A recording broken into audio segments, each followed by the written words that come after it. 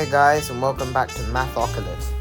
In this video, we're going to be looking at a question that only 0.9% of GCSE students were able to solve. So without further ado, let's get started.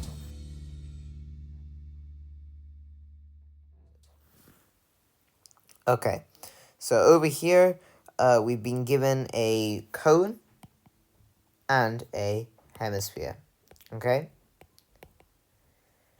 The cone has a base of radius x centimeters and a height of h centimeters, so that's all shown on the diagram. The hemisphere has a base of radius x centimeters, again, that's shown on the diagram. The surface area of the cone is equal to the surface area of the hemisphere. Find an expression of h in terms of x. So let's make a list of the formulae that we need for this question. The surface area of a cone, of course, we're definitely going to need that one. The surface area of the cone is, of course, pi r squared plus pi rl, and if you think of that, that's just this curved surface area, which we call pi rl, plus the circle at the bottom, which is of course pi r squared. Then for the hemisphere, this is not really provided on the GCSE formula sheet, but it's for you to figure out. In the hemisphere, you can see that we have one circle at the bottom, so of course that's going to be pi r squared plus, and then the curved surface area, if you think of that, that's just going to be half of the surface area of a sphere. Okay, and a sphere, it has a surface area of 4 pi r squared, and half of that would of course be 2 pi r squared. So we get pi r squared plus 2 pi r squared, which is of course equivalent to 3 pi r squared. So those are the formulae that we need, right? So pi r squared, pi rl, and 3 pi r squared. Those are the formulae that we need to solve this question. And we can just go ahead and substitute the values that we've been given.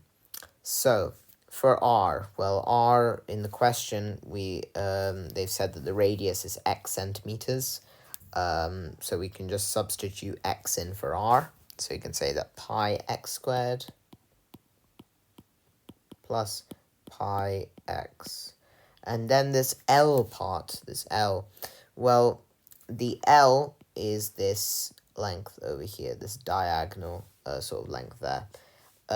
So we can express that using Pythagoras' theorem. So we can say that x squared plus h squared equals L squared.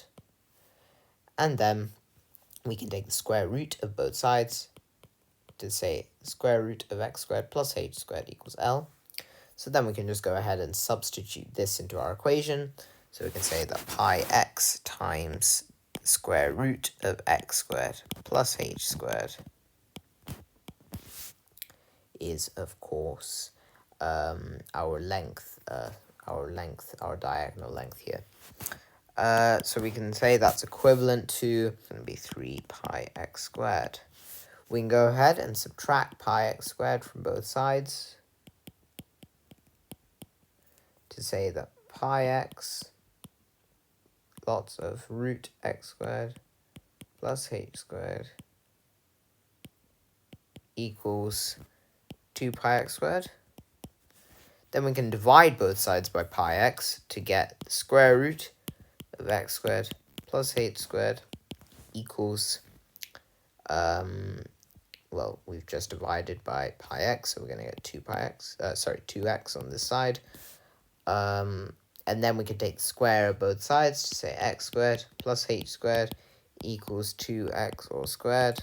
If you know your rules of powers, that's going to be 4x squared. And then you can subtract x squared from both sides to get h squared equals 3x squared.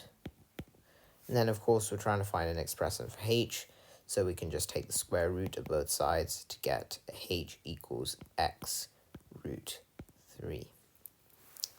What an interesting problem. So guys, I hope you enjoyed that video. Do give this video a like if you enjoyed it.